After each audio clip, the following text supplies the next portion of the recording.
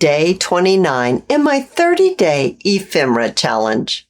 Another scrap buster for this project, and you're going to need 2 envelopes of the same size. I really like using these small envelopes for this project, but you can use larger envelopes too.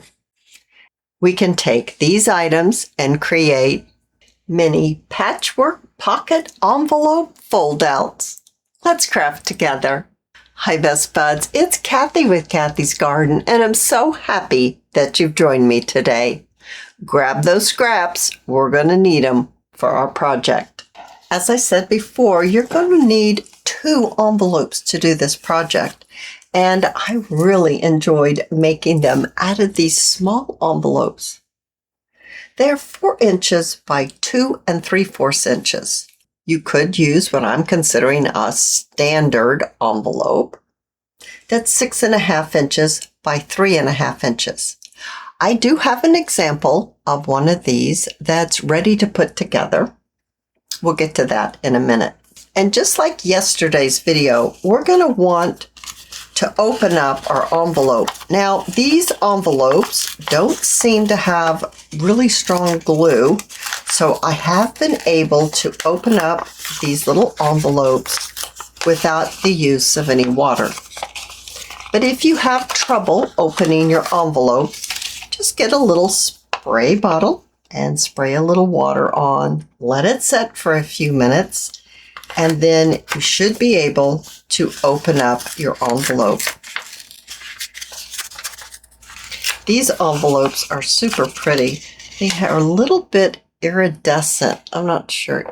Can you? Oh, there you go. They're very, they're like gold, and they came that way. I have no idea where I got them. I've had them for years.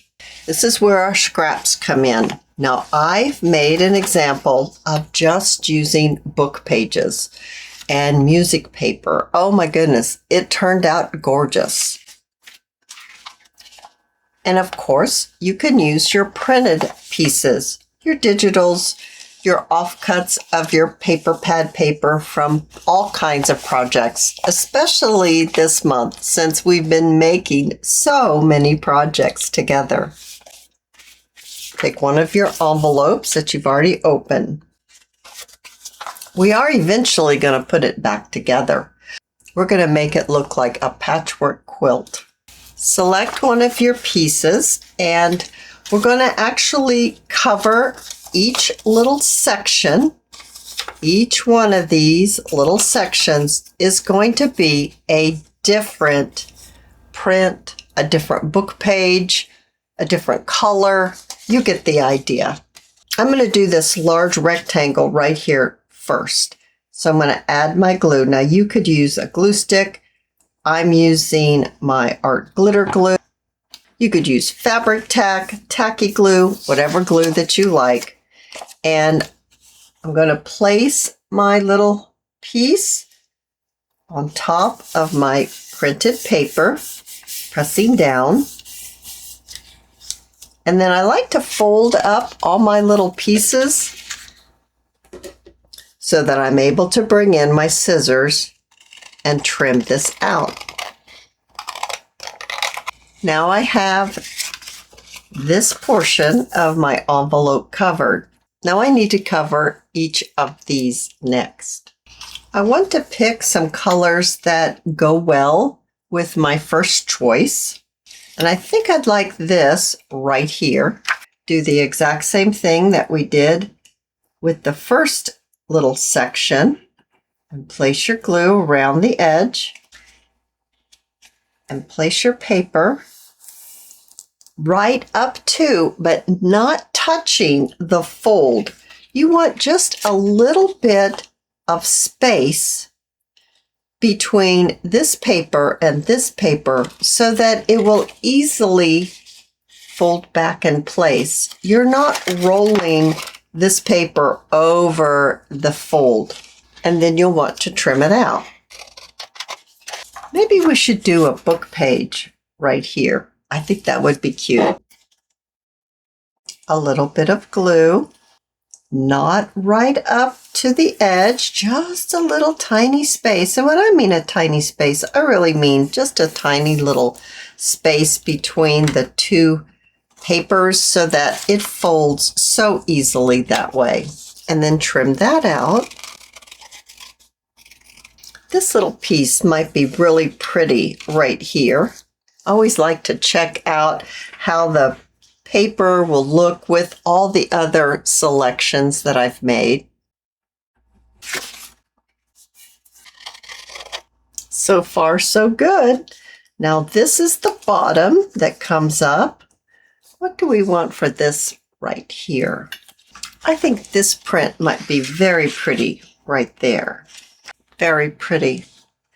Now we're going to need to cover the inside. This large rectangle right here. Now remember, we have two of these. One of them, you're going to cover the inside flap. The other one, you're not. Here, I have done 3 sets. Let's look at this set. As you can see, this inside flap on just one of my envelopes is covered. This one is not. And you can still open it all the way up on both of the envelopes. Now, covering the envelopes is nothing new here. Lots and lots of people cover envelopes in all kinds of different ways. I just thought this way was really cute and looks so much like a patchwork quilt. If you like to ink your projects, this is when you'll need to ink up all the edges, including the folded edges. Here is one that I covered with the standard size envelope. This flap is not covered. This flap is. And I took it to my machine and I sewed around the edge when it was open like this. I even sewed around each individual piece. As you can see as I bring it closer to you. I watched a video by Recrafted by Carol, and she called this faux stitching. However, it wasn't like what I normally consider faux stitching. And what she did was she went around all of these little pieces. Just like this. She literally just drew around. And then I'm going to go around again. And so it does not matter if it's straight or not. In fact, it's really cute if you don't make it straight. And you'll want to go around all of these areas. And then go around them again. You'll want to go around all of these. How cute is that? So if you don't have a machine, grab yourself a pin and draw around the edge. Here's my machine stitching, and here's the faux lines. They're basically just lines. Here's the real stitching with the machine. And here's just drawing around with your pin. I think it's so cute. For our closure, I have a little fussy cut. I want to put it right there, but first I want to place a little bit of satin ribbon underneath it. So this little fussy cut will hold my satin ribbon in place. So I'll add just a little bit of glue and place my ribbon right in that glue and then tie my envelope closed. I'll pop my little fussy cut right on top. Here's that book page one that I told you I made. I just think it is adorable. I actually love every single one of these. And here's another one. And a beautiful yellow one. Here's one here.